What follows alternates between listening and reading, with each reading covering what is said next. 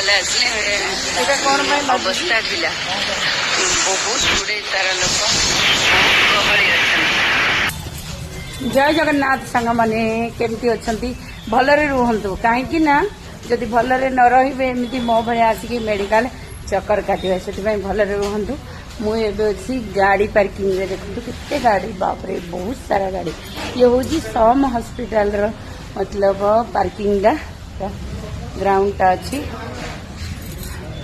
ଆଉ ଭାଇ ଭାଉଜ ଅଛନ୍ତି ହସ୍ପିଟାଲ ଭିତରେ, ସେ ଆକ୍ଚୁଆଲି ତ ଆଡମିସନ ହେଇକି ଏବେ ବେଡ୍ ନେଇକି ଅଛନ୍ତି।